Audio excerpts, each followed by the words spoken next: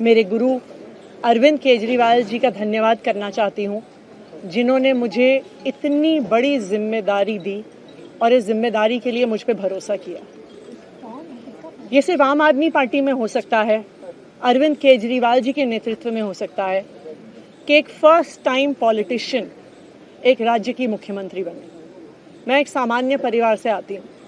शायद किसी और पार्टी में होती तो चुनाव की टिकट भी नहीं मिलती, लेकिन अरविंद केजरीवाल जी ने मुझ पे भरोसा किया, मुझे विधायक बनाया, मुझे मंत्री बनाया और आज मुख्यमंत्री बनने की जिम्मेदारी दी है।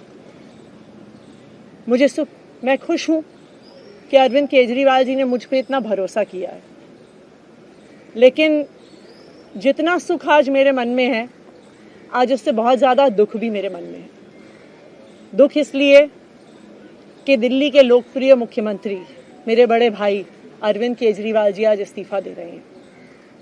मैं आज ये ज़रूर कहना चाहती हूँ आम आदमी पार्टी के सभी विधायकों की तरफ से, दिल्ली की 2 करोड़ जनता की तरफ से, कि दिल्ली का एक ही मुख्यमंत्री है और उस मुख्यमंत्री का नाम अरविंद केजरीवाल है।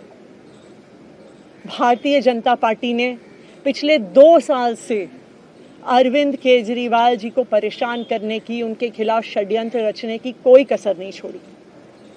एक ऐसा आदमी जो अपनी IRS कमिश्नर की नौकरी ठुकरा सकता था, एक ऐसा आदमी जो एक नई पॉलिटिकल पार्टी से पहली बार चुनाव लड़के मुख्यमंत्री पद से इस्तीफा दे सकता था, ऐसे आदमी पर, ऐसे ईमानदार आदमी पर भारतीय जनता पार्टी ने भ्रष्टाचार के आरोप लगाए, झूठे केस किए, फर्जी केस किए, अपनी एजेंसीज ED को, CBI को उनके पीछे छोड़ दिया, उनको झूठे मुकदमे में 6 महीने तक जेल में रखा।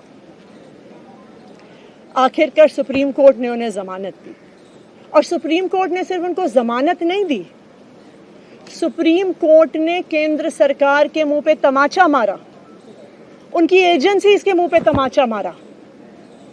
उन्हें कहा कि इनकी एजेंसीज, केंद्र सरकार की एजेंसीज एक पिंजरे में कैद तोते की तरह हैं और अरविंद केजरीवाल जी की गिरफ्तारी गलत थी।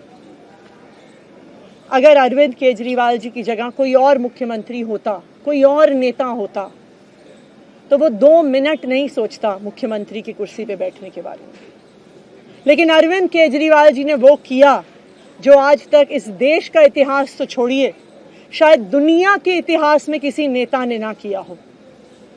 उन्होंने कहा कि मेरे लिए सिर्फ सुप्रीम कोर्ट का फैसला काफी नहीं है, मैं जनता की अदालत में जाऊंगा।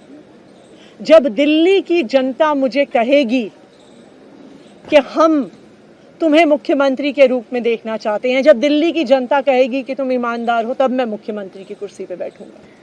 मुझे नहीं लगता कि हमें लोकतंत्र के इतिहास में ऐसा कोई त्याग का उदाहरण मिलेगा जो आज अरविंद केजरीवाल जी ने देश के सामने रखा है। दिल्ली भर में लोग बहुत दुखी हैं अरविंद केजरीवाल जी के इस्तीफे से। कल शाम मुझे एक बुजुर्ग महिला मिली। जब उन्हें खबर मिली थी कि अरविंद केजरीवाल जी ने इस्तीफा दे दिया है, वो रोने लग गई। उन्होंने कहा कि वो मेरे बेटे की तरह हैं, उसको इतना परेशान किया है, उसको इतना परेशान किया, उस पर झूठे केस लगाए। और उन बुजुर्ग महिला ने कहा कि मैं घर घर जाऊंगी, मैं घर घर जाके लोगों को कहूंगी कि मुझे अपने बेटे को ही मुख्यमंत्री बनाना है।